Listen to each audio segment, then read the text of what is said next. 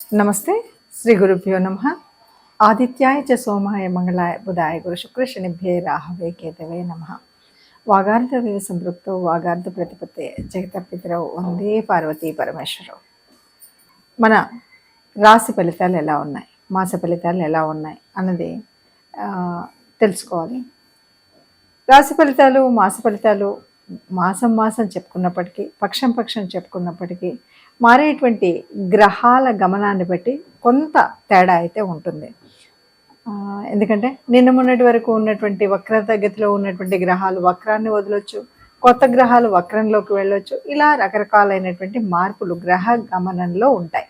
మరి ఇలా గ్రహ గమనంలో వచ్చేటువంటి మార్పుల్ని, అలాగే మరి గ్రహాల యొక్క దృష్టి కానీ, గ్రహాల యొక్క యుతి కానీ, ఇవన్నింటి యొక్క ఎఫెక్ట్ అనేది మనకు మారుతున్నటువంటి, అంటే ఆ గ్రహాల ప్రభావం మానవ జీవనాల మీద పడ్డం.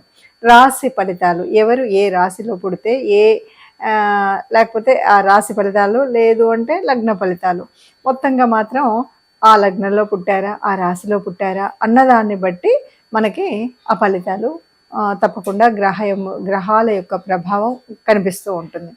మరి ఇలా గ్రహాల యొక్క ప్రభావం కనిపిస్తున్నప్పుడు ఎలాగో ఉంటుంది కదా, ఎందుకు చెప్పుకోవడము అంటే తప్పనిసరిగా చెప్పుకోవాల్సిన పరిస్థితి. ఎందుకు అంటే ఏదైనా దాని నుండి ముందు జాగ్రత్తగా మనం చేసుకోగలిగింది చేసుకోవడం కోసం, ఏదైనా గ్రహాల యొక్క అనుగ్రహం కోసం చేసుకోవాల్సినటువంటి పరిహారం, దేవతల యొక్క అనుగ్రహం కోసం చేసుకునేటువంటి పూజా విధానం, వీటి వల్ల ఏదైనా నష్టం వచ్చినప్పుడు, కష్టం వచ్చినప్పుడు ఇలాంటి వాటి నుండి కొంతగా మనం ఈ నెలలో కూడా ముందున్నట్టుగానే ఆనందంగా ఉండాలని కోరుకుంటాం. కాబట్టి అలాంటివి మనం చేసుకుంటూ ఉంటాం. మరి దానికి గాను 2024 డిసెంబర్లో ఈ గ్రహస్థితి ఎలా ఉంది అంటే మొదటి పక్షానికి గ్రహస్థితి ఎలా ఉంది. మొదటి పక్షం గ్రహస్థితి కనుక చూసినట్టయితే వృషభ రాశిలో గురువు ఉన్నాడు, అలాగే కర్కాటకంలో కుజుడున్నాడు, కేతువు కన్యలో, అలాగే రవి బుధులు ఇద్దరూ కూడా వృశ్చిక రాశిలో ఉన్నారు మొదటి పక్షంలో. తర్వాత శుక్రుడు మకరంలో ఉన్నాడు, శని కుంభంలో ఉన్నాడు, రాహు మేషంలో మీనరాశిలో ఉన్నాడు, రాహు మీనరాశిలో ఉన్నాడు. ఇది గ్రహాల యొక్క స్థితి. ఈ గ్రహాల స్థితిని బట్టి ఈ 15 రోజులకు మరి ద్వాదశ రాశులకు ఎలా ఉందో చూద్దాం. ఈ స్థితిలో అంటే ఈ రకంగా గ్రహాలు ఉన్నప్పుడు మరి ఒక్కొక్క రాశి మీద ఎలాంటి ఫలితాలు ఉన్నాయి అంటే ద్వాదశ రాశులు ఒక్కొక్కటి కనుక చూసుకున్నట్టయితే ఏ రాశి వారికి ఎలాంటి ఫలితాలు వస్తాయి, ఎలాంటి పరిహారాలు చేసుకోవాలి అన్న విషయాన్ని చూద్దాం. మొదటి పక్షం అంటే తులారాశి వారికి మొదటి పక్షంలో కనుక మనం చూసినట్టయితే మొదటి పక్షంలో రవి 2వ స్థానంలో ఉన్నాడు. చాలా బాగుంటుందనే చెప్పొచ్చు. ఏ రకమైనటువంటి ఇబ్బందులు ఇవన్నీ ఏమీ కాకుండా ఉంటాయి. కాకపోతే ఒకటి ఏంటంటే ఇన్వెస్ట్మెంట్స్ చేసేటప్పుడు జాగ్రత్తగా చేయాలి, ఆచితూచి చేయాలి, ఆలోచించి చేయాలి. అలా చేసినట్టయితే బాగుంటుంది. తదుపరి రాశి తులారాశి. తులారాశి వారికి ఎలా ఉంటుంది అంటే తులారాశి వారికి కనుక చూసినట్టయితే ద్వితీయంలో రవి బుధులు ఉన్నారు, తర్వాత చతుర్థంలో శుక్రుడు ఉన్నాడు, పంచమంలో శని ఉన్నాడు, ఈ అష్టమంలో గురువు ఉన్నాడు, దశమంలో కుజుడు ఉన్నాడు. ఇది వారి యొక్క గ్రహస్థితి కనిపించేటువంటి గ్రహస్థితి. ఎప్పుడు కూడా అయితే వ్యయభావంలో కేతు ఉన్నాడు. వ్యయభావంలో కేతు ఉన్నప్పుడు ముఖ్యంగా ఎట్లా ఉంటుంది అంటే ఇక్కడ మనకు బాగా ఈ నెలంతా కనుక మనం చూసినట్టయితే చక్కటి ధనయోగం ఉంటుంది. అలాగే ఎవరైనా ఎప్పటి నుండో గృహం కొనుక్కోవాలి, వాహనం కొనుక్కోవాలి అని ఉంటారు కదా, అలాగే కొత్త విద్యలు నేర్చుకోవాలంటారు కదా, వాళ్ళకి చక్కటి అవకాశం ఉంటుంది. అయితే ఈ అవకాశాలు ఎంత ఉంటాయి, ఖర్చులు అంత. ధనయోగం ఉన్నప్పటికీ ధనం ఎంత వస్తుందో ఖర్చులు కూడా అంతే వచ్చేటువంటి ఉంది ముఖ్యంగా. అట్లాగే కొన్నిసార్లు ఏమంటే శని ఉన్నటువంటి పరిస్థితి 5వ స్థానం. 5వ స్థానంలో శని ఉన్నట్టయితే మనకి కొన్ని నిర్ణయాలు చాలా ఆలస్యం అనమాట. ఆలోచన నెమ్మదిగా ఉంటుంది. ఈ ఆలోచన నెమ్మదిగా ఉన్నప్పుడు ఒక్కొక్కసారి ఏమవుతుందంటే మంచి అవకాశాలు కూడా కోల్పోయి ఉంటాయి. ఎందుకంటే మనం చెప్తూ ఉంటాం ఆలస్యం అమృతం విషం అని. అంటే ఇది తీసుకోవాలా వద్దా, మన పక్కనే మంచి అవకాశానికి ఒక తక్కువ ధరకు ఒక ఫ్లాట్ వచ్చింది, తీసుకోవాలా వద్దా ఇట్లా ఆలోచించే లోపల పక్కన ఎవడో కొనేస్తాడు. అప్పుడు తర్వాత దాని విలువ చాలా పెరిగిపోతుంది. నిజానికి అది కొనుక్కుని ఉంటే మనకు కలుస్తూ ఎంత ఉపయోగం అంటే ఇలాంటి పరిస్థితులు అయితే వస్తాయి. కాబట్టి పంచమంలో శని ఉండడం వల్ల బద్ధకం వచ్చింది. ఈ బద్ధకం వల్ల సరేలే అని ఆలోచిస్తూ మనం అలా చేయడం అనేటువంటిది కనిపిస్తూ ఉంటుంది. దానివల్ల కొద్దిగా నిర్ణయాలు అనేది తొందరగా తీసుకోవడం అనేది చేయాలి. అట్లాగే ఇంకా కుజుడు వక్రీకరించి ఉండడం వల్ల, అంటే కుజుడు ఎక్కడ ఉన్నాడు, ఇక్కడ దాదాపుగా 10వ స్థానం.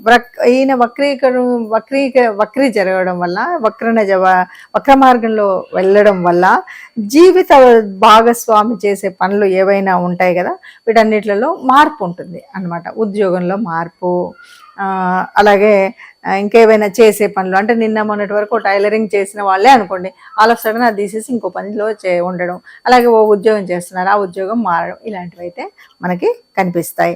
ఇక ఎవరైనా పెళ్ళయింది, విడాకులు అయిపోయింది అనుకున్నటువంటి వాళ్ళు ఉంటే రెండవ వివాహం చేసుకునేయాలి అని అనుకునేటువంటి వారికి ఈ సమయం చాలా అనుకూలమైన సమయంగా చెప్పచ్చు.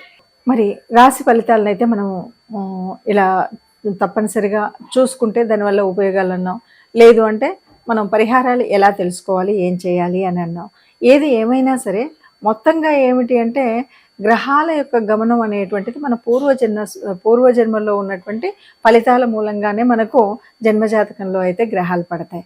కానీ మారుతున్నటువంటి ఈ గోచార రీత్యా మారుతూ ఉన్నప్పుడు ఒక్కొక్కసారి అంటే జన్మజాతకంలో ఉన్నటువంటి వాటికి అందులో అవి ఏవి యోగిస్తున్నాయి, ఏవి యోగించట్లేదు, ఏ దశ నడుస్తుంది, ఏ దశ అనుకూలత ఉంది, ఏ దశ అననుకూలంగా ఉంది అన్న విషయాలు మనకు తెలియదు. కాబట్టి వీటి గురించి కొంతైనా అవగాహన ఉండాలి. అంటే మీరు ఆస్ట్రాలజీ చేసిన వాళ్ళు కాకపోయినా మన జన్మచక్రాన్ని అయితే చూసుకోగలుగుతారు చాలామంది. జన్మచక్రం చూసుకున్నప్పుడు ఏ రాశి వాళ్ళకి ఏ రాశి మనది, ఏ రాశి వాళ్ళకి సరిగ్గా ఉంది లేదు, అలాగే మనకు యోగించే గ్రహాలేంటి, యోగించని గ్రహాలేంటి అన్నది మనకు తెలుస్తుంది. అలా తెలియని వారు ఎవరైనా ఉంటే మీకు నచ్చినటువంటి, మీకు తెలిసినటువంటి జ్యోతిష్యులు ఉంటారు కాబట్టి వాళ్ళ దగ్గరికి వెళితే మీ గ్రహరీత్యా మొత్తంగా జీవితం యొక్క పూర్తి పరిస్థితిని మనకు ఈ కుండల్లో చూపెడతారు. అదే కాకుండా మనకు ప్రత్యేకించినటువంటి ఏవైనా ఉన్నా మనం తీర్చుకోవడానికి ఉంటుంది. అయితే ప్రస్తుతం ఇప్పుడున్నటువంటి స్థితిలో అంటే డిసెంబర్ మాసంలో 2024లో ఉన్నటువంటి గ్రహ గమనాన్ని బట్టి ఒక్కొక్క రాశి వారికి ఒక్కొక్క విధంగా ఉన్నాయి.